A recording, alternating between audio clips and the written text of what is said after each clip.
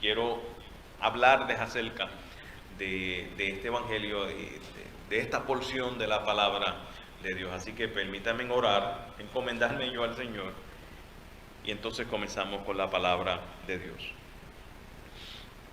Padre Santo, Dios bueno, tú conoces mi mente, conoces mi corazón.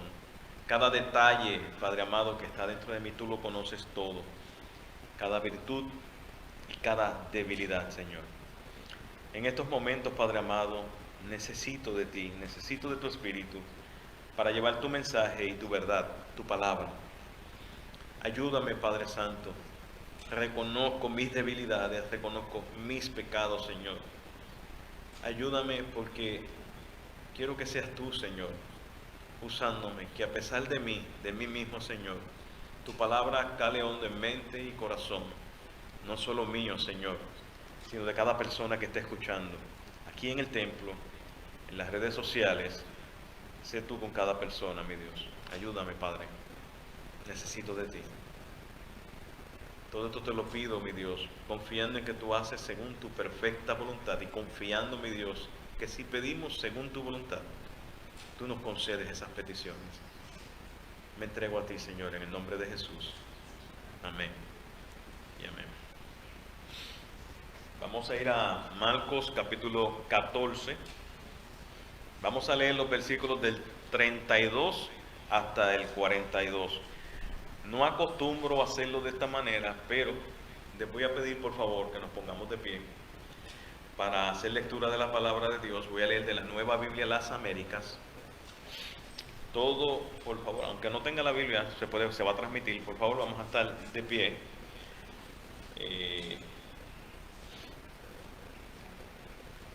Y leemos la palabra de Dios. Marcos 14, del 32 al 42.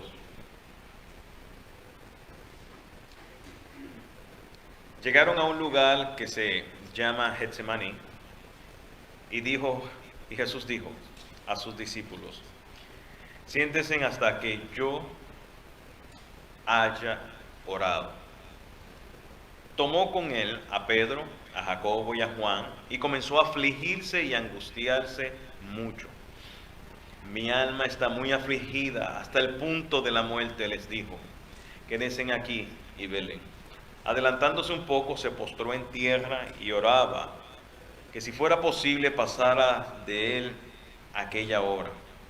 Y decía: Abba, Padre, para ti todas las cosas son posibles.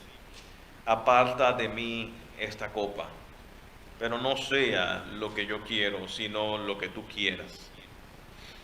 Entonces Jesús vino y halló durmiendo y los halló durmiendo, y dijo a Pedro: Simón, ¿duermes? ¿No pudiste velar ni por una hora? Velen y oren para que no entren en tentación. El espíritu está dispuesto, pero la carne es débil. Él se fue otra vez y oró diciendo las mismas palabras. Y vino Jesús de nuevo y los halló durmiendo, porque sus ojos estaban muy cargados de sueño y no sabían qué responder. Vino por tercera vez y les dijo: todavía están durmiendo y descansando. Basta ya, ha llegado la hora. Miren, el Hijo del Hombre,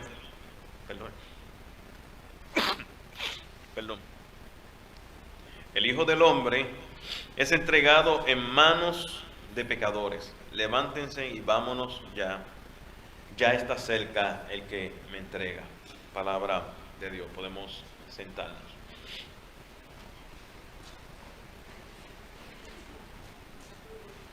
Voy a hacer como una introducción general, acompañada de unas palabras. Getsemaní, vamos a usar ese nombre, Getsemaní, Jesús y la compañía que Jesús necesitaba. El título del sermón quise llamarlo Hágase su voluntad, primera parte. Hágase su voluntad, primera parte. Antes de comenzar, debo confesar que este ha sido uno de los pasajes más difíciles de predicar para mí. Realmente es uno muy profundo y no me siento digno de predicarlo, y que realmente para mí ha sido abrumador. Pensaba que no debía predicarlo y esperar a que el Señor me dirigiera en otro rumbo, pero no fue así, no ocurrió así. Hay varias razones por las cuales pude haberle temido o pude haberle sentido abrumado por lo que estaba ocurriendo en este evento en particular. El tema central no se me hizo fácil encontrarlo.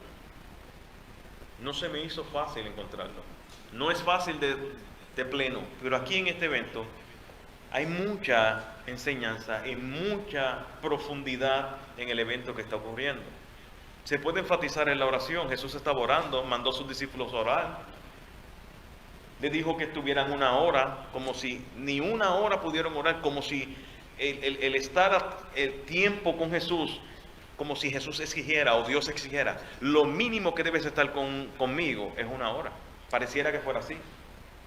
Jesús le dijo ni una hora, y pudiera haberse dirigido hacia la oración, pudiera haberse dirigido hacia la humanidad de nuestro Señor Jesucristo, hacia el sufrimiento de nuestro Señor Jesucristo en su humanidad, el sufrimiento que llevaba hasta la muerte. Nosotros, amados hermanos, tenemos una actitud de que tú eres cristiano y no vas a sufrir.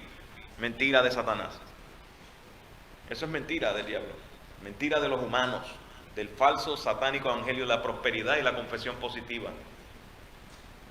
Porque aquí está Jesús sufriendo en su humanidad, un sufrimiento que dice, estoy agobiado hasta la muerte, cansado, triste profundamente hasta la muerte. Ese pudiera haber sido un tema, una idea central. O que Jesús no le oculta sus emociones a sus amigos, a sus discípulos. Él fue y habló con ellos. También hay la copa. Jesús oró al Señor diciéndole que no beba esta copa, que no pase. La copa que Jesús no quería beber. Me fue muy difícil aceptar que Jesús no quisiera y le pidiera al Padre no hacer su voluntad. Es muy difícil. Le confieso que me puse a escuchar al pastor Suger Michelén para ver si Dios, a través de su palabra, de la palabra predicada por el pastor, me daba alguna luz, alguna imagen de lo que yo pudiera decir, me voy a copiar de... Resulta que las primeras palabras después de haber leído el pasaje dijo, no me siento digno de predicar este pasaje. Y después agregó una nota de Charles Spurgeon hablando de estos versículos, que decía, ningún hombre puede exponer correctamente este pasaje. En cierta manera yo dije, bueno, me siento aliviado y asustado. Por lo que volví a orar y a considerar, no lo voy a predicar. Voy a prepararme mejor para que el Señor me ayude. Al final no pude dejarlo, puesto que no vi el respaldo de Dios para hacer otra cosa que predicar este pasaje en el día de hoy, que es el que corresponde en la serie.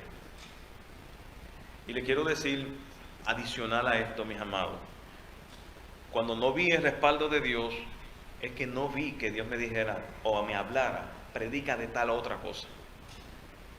Puede ser tal otra cosa. Así que me sentí arrinconado, abrumado y con mucho temor. Pero quiero hacer lo que el Señor me mandó a hacer. No soy digno, nunca lo he sido, de ningún pasaje. Mi llamado, no soy digno de ese llamado. La palabra de Dios es demasiado importante para tomarla a la ligera. Estudié el pasaje y Dios no me dijo otra cosa. Sigue donde tienes que estar. Así que les ruego, mis amados hermanos, sus oraciones, que el Señor me use para una interpretación correcta o lo más cercano a lo que Dios quiere decir en este evento. Este evento se repite en Lucas y en Mateo. Y quise canalizar, de acuerdo a lo que estaba pasando, lo que me estaba viviendo yo, llamarle a hacer su voluntad, hacer tu voluntad, hacer la voluntad de Dios. Y como tema central pude, ¿verdad?, o percibo, siento que es hacer la voluntad de Dios a pesar del dolor y aunque me cueste la vida. Y aunque me cueste la vida. Hay una nota importante, mis amados. Vamos a hablar, antes de comenzar con los puntos del sermón, que Jesús es 100% Dios. Es 100% Dios y 100% hombre. Jesús es 100% Dios, 100% hombre. Es Dios hecho hombre. Y vamos a ver esta parte de su 100% hombre. Muchas personas y algunas ocasiones yo he pensado lo siguiente, que Jesús al ser 100% Dios y 100% hombre, en su humanidad estaba potenciado por su deidad. Y a la misma vez que en su deidad estaba limitado por su humanidad. Sin embargo, esto no es así. Él es 100% hombre, como cada uno de nosotros, pero sin pecado. Con todas las emociones, con todo lo que nosotros sufrimos, con todos los dolores, con todas las tentaciones que nosotros tenemos, Cristo era 100% hombre. Y vamos a ver en este punto su humanidad expresada en toda su plenitud, el dolor en toda su plenitud, sin ver una gota ni un chipito de la parte de su deidad que podía levantarlo, que pudiera darle una potencia, un poder especial.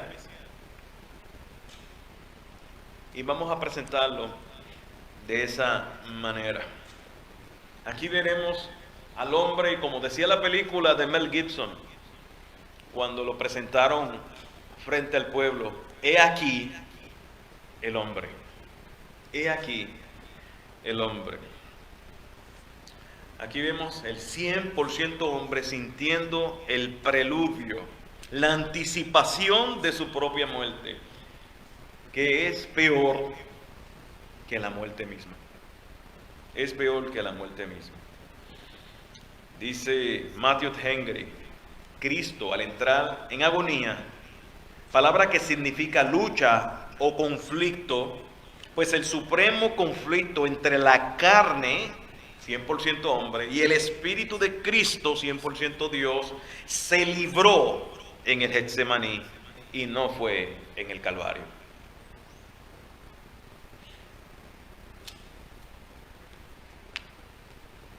Por lo que, hermanos, como dijo el predicador, vamos a estar pisando terreno santo.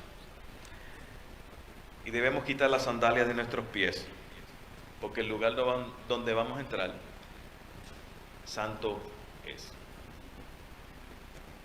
Primer punto, mis amados. Primera parte. Y son dos puntos, porque voy a tomarlo muy con calma. Muy con calma. Jesús necesita de sus discípulos. Jesús necesita a sus discípulos. Vemos en los versículos 32 y 33 que llegaron a un lugar que se llamaba Getsemaní y Jesús le dijo a sus discípulos: siéntense aquí hasta que yo haya orado. Tomó entonces a Pedro, a Jacobo, a Juan y los trajo con él y comenzó a afligirse y a angustiarse mucho. Getsemaní, la palabra Getsemaní significa como una prensa de aceite o de olivos, ¿verdad? Pero una prensa de aceite, y Jesús tenía la costumbre de ir a Getsemaní. En la cultura hebraica, en la cultura de los judíos, en la plena celebración de la Pascua, uno no podía alejarse demasiado de las áreas de la celebración. Así que Jesús probablemente estaba un poco alejado, pero no tan distante como para violar esa cultura judía o esa práctica judía. Jesús llama dentro de los 11 discípulos, llama a 3 de ellos, y no era la primera vez que él llamaba a 3 de sus discípulos. En otra ocasión, cuando estaba orando, que fue el monte de la transfiguración, llamó a estos 3 discípulos. Esto quiere decir que ellos tenían algo importante que aprender. Puede también ser que ellos estaban a cargo o eran los líderes o fueran los más cercanos a nuestro Señor Jesucristo. Y él llamó a estos 3 para tener una comunión diferente con ellos, para tener una comunión especial con ellos. No es que menospreciara a los otros que quedaron, pero sí él tenía una relación más cercana con estos 3 discípulos. Y los llamó porque los necesitaba, mis amados hermanos. Los necesitaba. El hombre necesita otros hombres. Hierro con hierro se afila. Así afila el rostro de su amigo. Así afila el hombre el rostro de su amigo. El Dios todopoderoso, hecho hombre, necesitaba de sus discípulos. Necesitaba de esta relación cercana con sus discípulos. Nosotros nos aislamos cuando estamos atribulados. Nosotros no queremos que no nos llamen. Estoy herido, no quiero recibir llamada, apago el teléfono, no quiero estar con nadie. Quieres pasarlo solo, cuando el Rey de Reyes y Señor de Señores decidió por su humanidad que su sufrimiento no lo pasaría solo. En Génesis habla muy claramente, no es bueno que el hombre esté solo. Eso dijo Dios mismo. No es bueno que el hombre esté solo. Los llaneros solitarios en el Evangelio no existen. Los llaneros solitarios en el Evangelio de Jesucristo no existen. Tal vez en un falso evangelio, pero en el Evangelio de Jesucristo no hay llanero solitario. Nos necesitamos los unos a los otros. Jesús llamó a estos 3 discípulos para comentarle de su situación particular, para hablarle de su situación en particular, porque Jesús está necesitando 2 tipos de compañía. 2 tipos de compañía. La compañía humana con estos discípulos que llamó aparte, y la compañía divina con la compañía de Dios. Jesús necesitaba eso. En momentos de angustia, de dolor, queremos estar con alguien. Necesitamos estar con alguien. Necesitamos que alguien sea nuestro hombro. He dicho esto varias veces, mis amados, pero cuando Jesús va a consolar a alguien, lo hace por medio de la iglesia local. Lo hace por medio de su cuerpo, que es la iglesia local. Cuando Jesús quiere traer aliento a una persona, lo hace a través de la iglesia local. Cuando necesita abrazar o una persona necesita un abrazo, Jesús mismo lo abraza a través de la iglesia local. Cristo es la cabeza, pero Él no va a bajar del cielo, del trono al lado del Padre y va a venir a abrazarte literalmente. Él lo hace a través de un hermano de la iglesia local. Porque somos el cuerpo de Cristo, unidos por las coyunturas. Somos uno que trabajamos en coordinación para la expansión del reino y para la gloria de Dios. Y aquí está Jesús haciendo exactamente esa misma aplicación. Llamando a sus discípulos para decirle, estoy muy angustiado. Comenzó a afligirse y decirle, estoy muy angustiado. Aunque no querramos, mis amados hermanos, y pasemos la dificultad de tener algún tipo de sufrimiento, algún tipo de dolor, y aunque no querramos, seguimos y vemos la voluntad de Dios. No es bueno que el hombre esté solo. Aunque tú no quieras que nadie te acompañe, no es bueno que el hombre esté solo.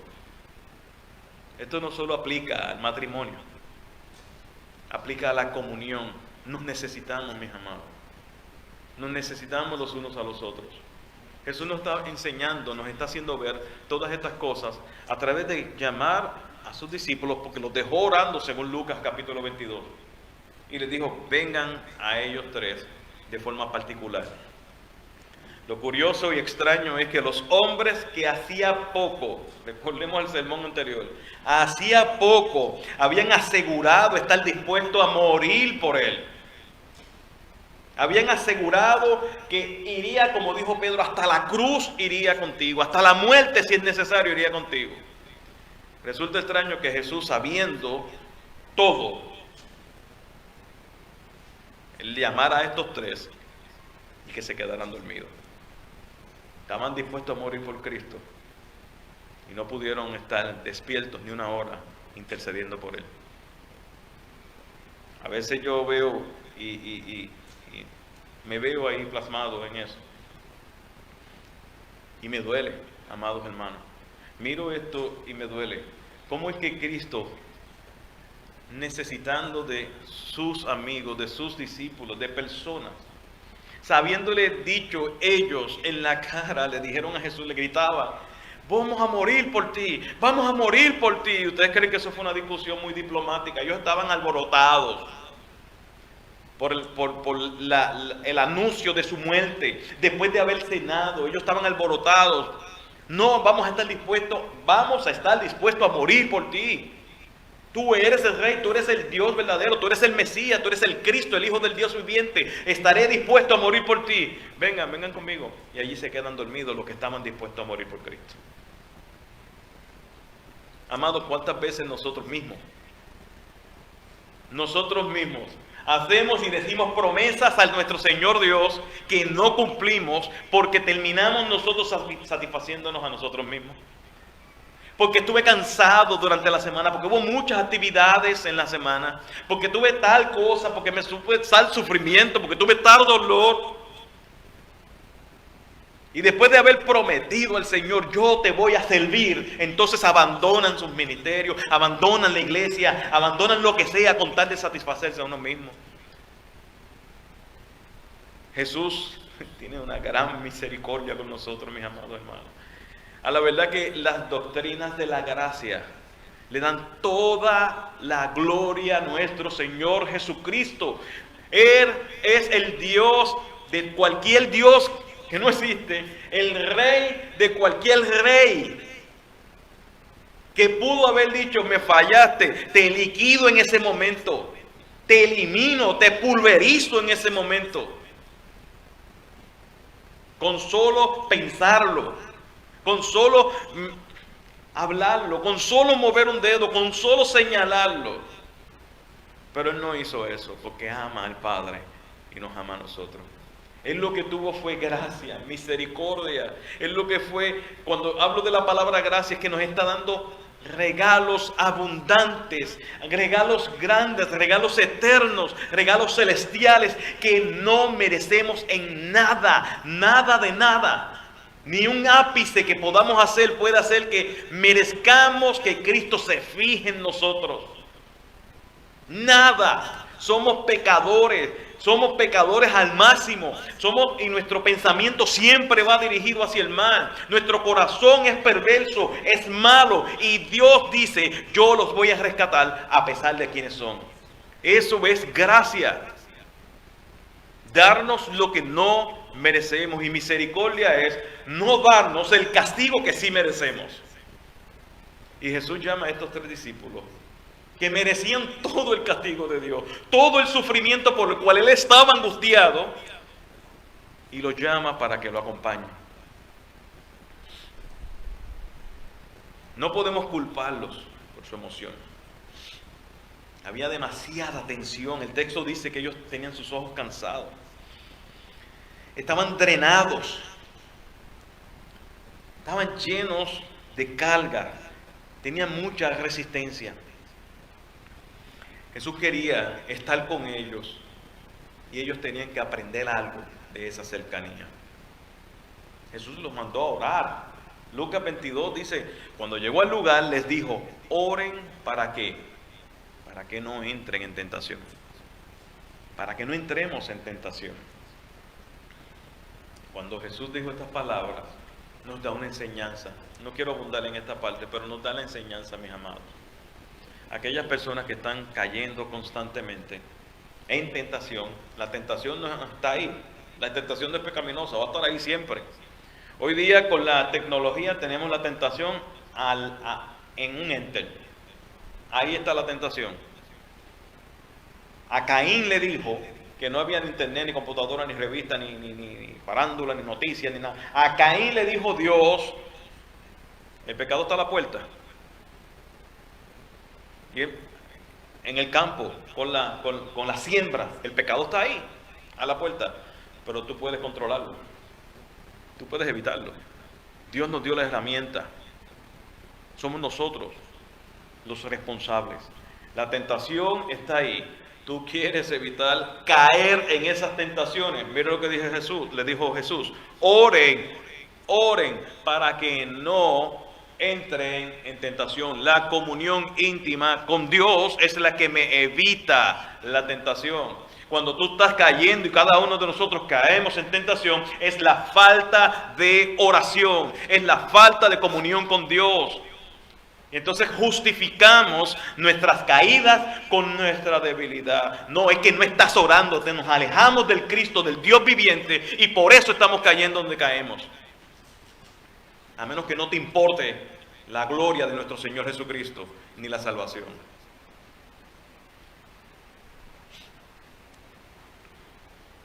Jesús abre su corazón a sus discípulos. Este es el segundo punto. Jesús abre el corazón a sus discípulos. Versículo 34. Jesús le decía a los 3 discípulos algo que entiendo debió tomarles por gran sorpresa. Jesús le dijo a sus discípulos y le abrió su corazón, pero no para enseñarles una doctrina, no para hablarles del reino de Dios, no para anunciarles su muerte, tampoco para decirles cuántos milagros ellos podían hacer, tampoco para decirles cuántos milagros el Señor haría con ellos. Jesús le dijo: estoy angustiado, afligido hasta la muerte. Eso debió tomarles por sorpresa. Debió tomarlo como algo que jamás hubieran pensado que ocurriría de aquel a quien ellos llamaban Mesías. Aquel llamado el Mesías, a quien había sacado demonios, a quien él, Cristo, le había callado la boca a los fariseos, a los saduceos, a los ancianos, a los escribas y a los herodianos. Les cayó la boca con toda su enseñanza y autoridad. Al que levantó al muerto Lázaro, al que había multiplicado el pan y los peces, el que había sanado muchos enfermos, el que había callado la tormenta, aquel que además de callar la tormenta caminó sobre las aguas y ahora le dice: tengo terror de lo que voy a pasar. Y eso no les dé sorpresa a ustedes, no les da sorpresa. Estamos hablando del Rey de Reyes, del Señor de Señores, el Dios hecho hombre en plena humanidad. Tengo pavor. Tengo dolor de lo que voy a pasar por ustedes, por el pueblo de Dios, por lo que Dios me mandó a hacer.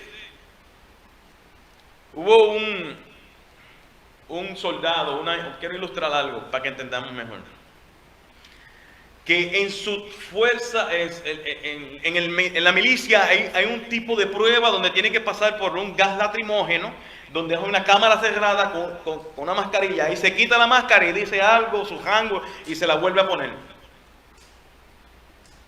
Se supone que sea algo así similar a eso. Se la vuelve a poner y pasa por ahí. Pues parece que ya había pasado por eso y tenía pánico.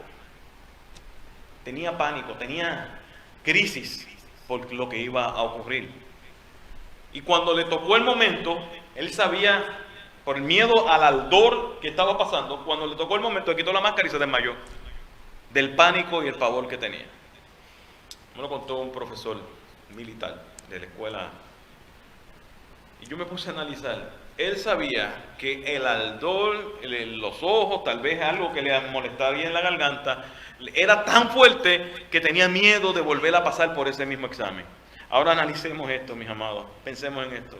Jesús sabía cada detalle de lo que le ocurriría en la cruz del Calvario. Jesús sabía cada movimiento, Él sabía de la humillación, Él sabía de cada espina de su corona que le iba a atravesar la frente, el cráneo, los lados, cada detalle de apertura de su piel sangrando. Jesús sabía que eso iba a ocurrir. Jesús sabía de los golpes con las varas. Jesús sabía de que los látigos los latigazos le iban a arrancar la piel, que los soldados le iban a jalar el cabello, le iban a jalar la barba hasta arrancársela, que le iban a dar esos cantidad de latigazos, que iba a cargar una cruz, que se iba a caer varias veces camino al Calvario, que le iban a enterrar unos clavos, que le iban a dar un dolor inmenso, no solo en los pies, en el corazón, en las manos y en todo su cuerpo. Él sabía que iba a morir de la más vil manera que puede morir un hombre, en la cruz del Calvario, y que finalmente le enterrarían una lanza en el costado. Todos los detalles. Nadie jamás en la historia del universo iba a saber o a experimentar tal dolor anticipadamente. Nadie podía hacerlo. Nosotros no podemos hacerlo. Ni aun aquel soldado que se iba a despegar la máscara no podía hacerlo. Nadie jamás. ¿Y por qué Jesús lo hizo? Porque Él dijo: hágase tu voluntad y no la mía. Es tu voluntad y no la nuestra. El Getsemaní fue entonces el campo de batalla entre Dios, el 100% Dios y el 100% hombre. Y es una muestra de su totalidad humanidad. 100% ser humano. Amados, nosotros nos dejamos llevar por muchas cosas. Nos desviamos por cualquier cosa. Prometemos servir, prometemos cosas y no las cumplimos.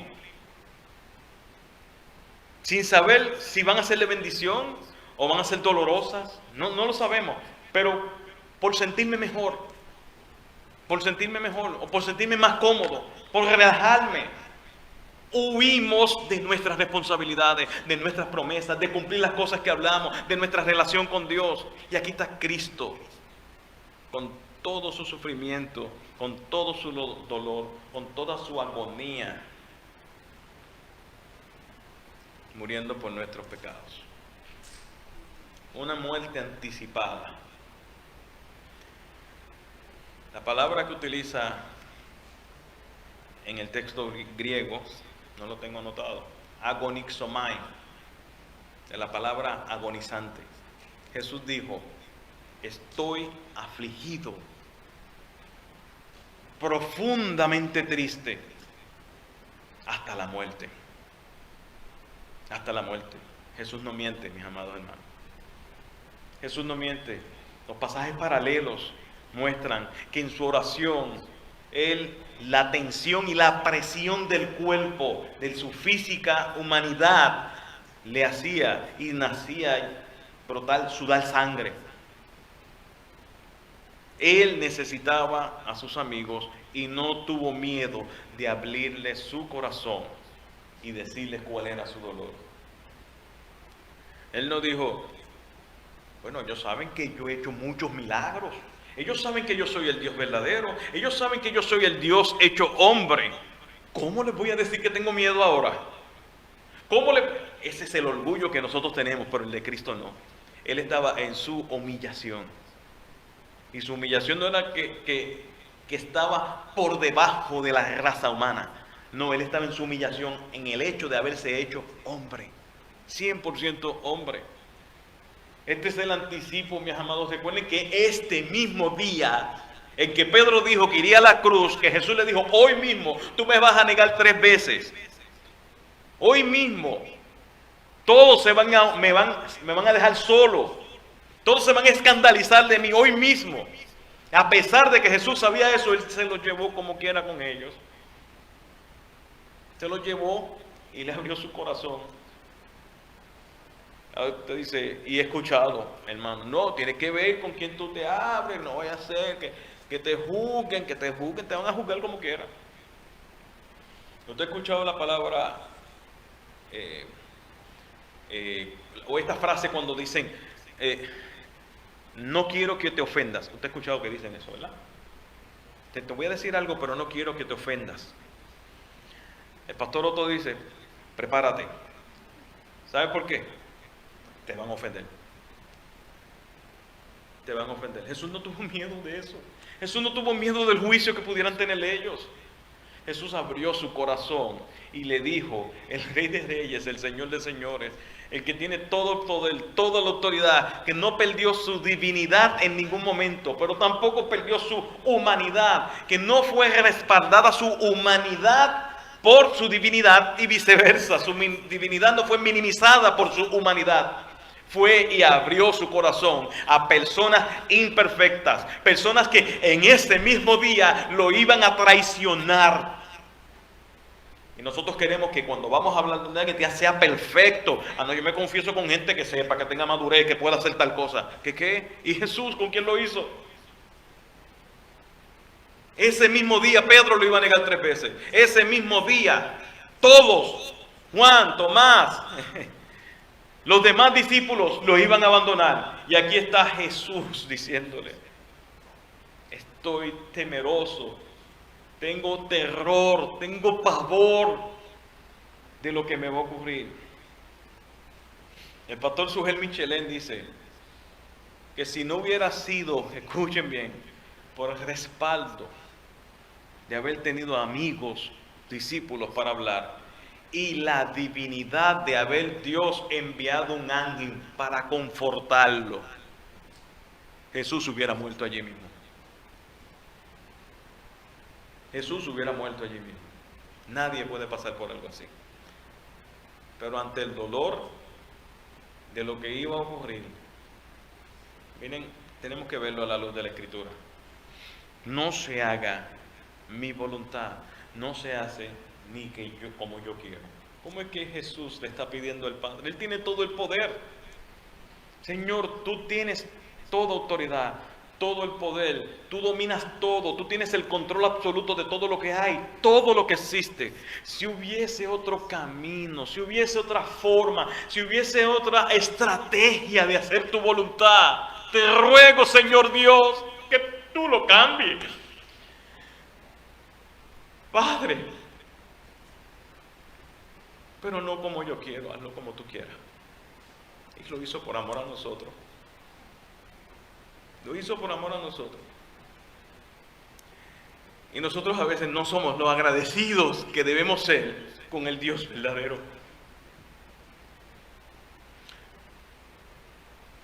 La angustia y el dolor no se pasan solos. Jesús es el Rey de Reyes. Y en el momento más impactante de su dolor, de su pavor, de su angustia, de su tristeza, de su dolor, de su tristeza, no se hizo él más fuerte, sino que recurrió a aquellas personas que lo traicionarían.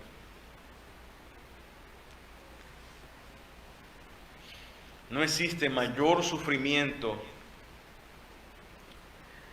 que el que pasó Jesús en el Getsemaní. Es la lucha más fuerte, el conflicto más fuerte que pueda pasar cualquier ser humano. Pero no lo iba a pasar cualquier ser humano, lo estaba pasando únicamente nuestro Señor.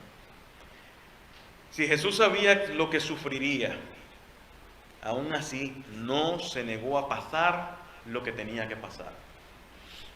No se trataba de sus sentimientos, no se trataba de su dolor, no se trataba de su angustia, no se trataba de su temor, no se trataba de su agonía.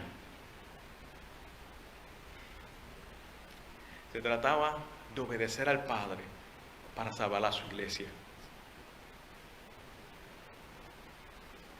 Esa era la prioridad.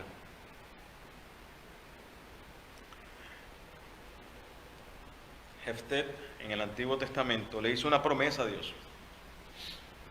En el libro de Jueces, Jefté le había prometido a Dios que si le daba la victoria sobre los amonitas, lo primero que se le apareciera en la casa cuando llegara, él se lo iba a dar como ofrenda en holocausto a Dios. Él dijo eso antes de que se desatara la guerra. Él prometió a Dios: Señor, si tú me das la victoria contra los amonitas, cuando llegue a mi casa, lo primero que se aparezca allí, te lo voy a sacrificar en holocausto como ofrenda a ti. Dios le da la victoria y de regreso a su casa, cuando llega a su casa, lo primero que sale cantando con una pandereta y danzando es su única hija. No tenía más hijos, ni varones, ni más hijas. Su única hija. Dios le dio la victoria a la batalla. Él había hecho una promesa. Le dijo: me has llenado de gran angustia y dolor. El verla a ella, yo me imagino el destroce de su corazón.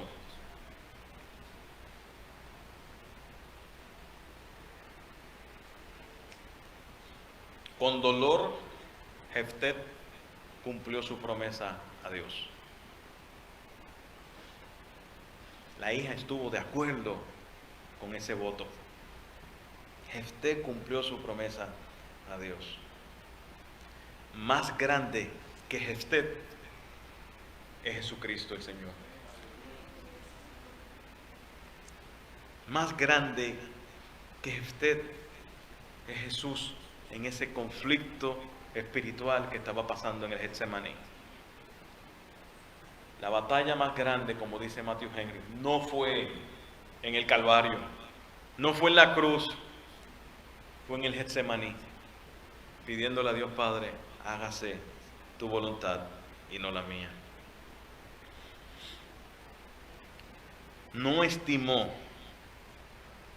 lo que tenía que sufrir para entregarse, para salvar a su pueblo por medio de la obediencia al Padre. Amados, creer en Jesucristo no es decir: hey, yo creo que chévere, yo soy cristiano, que está de moda hablar de esa manera. No es gozarse: Cristo murió por mis pecados y estarlas levantando banderas. Que Cristo, eso no es una celebración, mis amados hermanos. Nuestra vida costó la sangre de un inocente. Eso no se celebra. Nos gozamos por la salvación. Nos dolemos por el costo de nuestra salvación. Y nos entregamos por la convicción del Espíritu Santo, dándonos la fe para creer en Jesucristo. Y nos gozamos eso. Nos gozamos en lo que logró en la cruz. Nos gozamos en que Jesús viene por segunda vez a buscar a su pueblo. Pero recuerda que tu salvación costó la sangre del Hijo de Dios. Costó la sangre de aquel que sufrió el Calvario, pero sufrió también en el Getsemaní. El dolor de la decisión, y no tanto una decisión, sino el dolor de cumplir la voluntad de Dios. Pase lo que pase, aunque me cueste la muerte. Y voy concluyendo con lo que dijo William Hendrickson.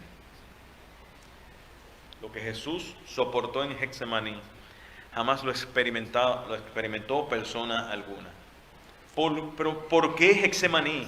¿Por qué no pudo Dios haber ordenado todo de tal forma que en la misma entrada del huerto Jesús hubiese sido arrestado sin pasar por ese proceso?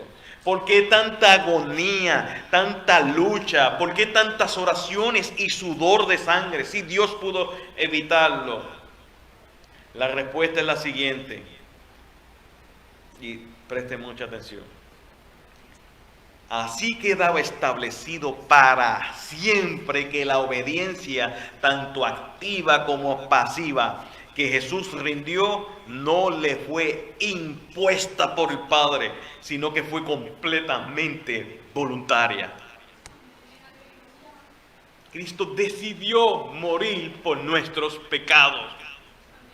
Él quiso hacerlo a pesar del sufrimiento que iba a pasar. Él estaba realmente poniendo su vida por las ovejas. Aquel sacrificio de todo corazón, en total obediencia a la voluntad del Padre, fue una única clase de sacrificio capaz de salvar a pecadores.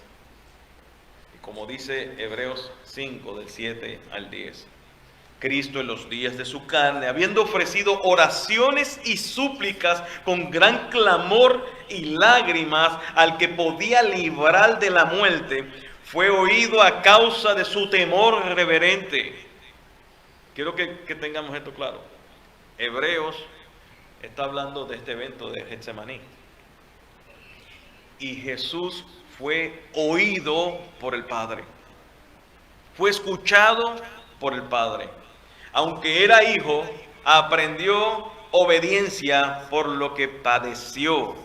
Y habiendo sido hecho perfecto, vino a ser fuente eterna de salvación para todos los que le obedecen, siendo constituido por Dios como sumo sacerdote, según el orden de Melquisedec. Jesús se entregó por completo, voluntariamente. Sufrió voluntariamente. Fue a la cruz voluntariamente. No fue forzado por el Padre. Y yo creo que algunos podíamos haber pensado, bueno, él era Dios, estaba para sufrir ahí todo eso. No, lo sufrió en la carne. Lo sufrió físicamente. Pero la muerte no podía retenerle. Porque la muerte es para pecadores. Y él no era pecador, así que la muerte no pudo retenerle.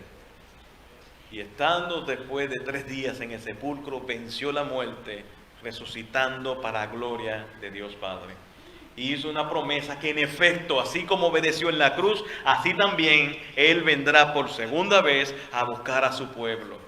Arrepiéntete de tus pecados, cree en el Señor Jesucristo, arrepiéntete, porque cuando Él venga ya no va a haber gracia, no va a haber misericordia, sino que el juicio de Dios estará sobre todos los desobedientes, sobre todos los que no le dieron gloria, sobre todos que negaron a Jesucristo.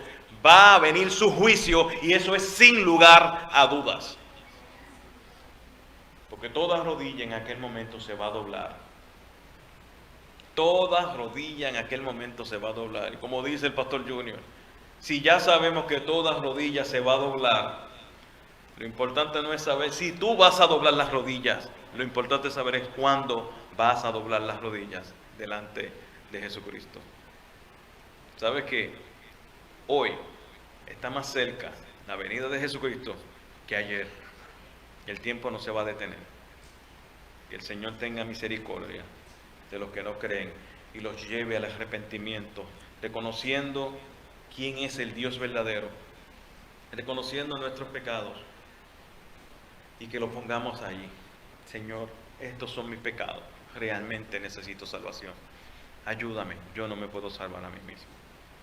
Oramos al Señor.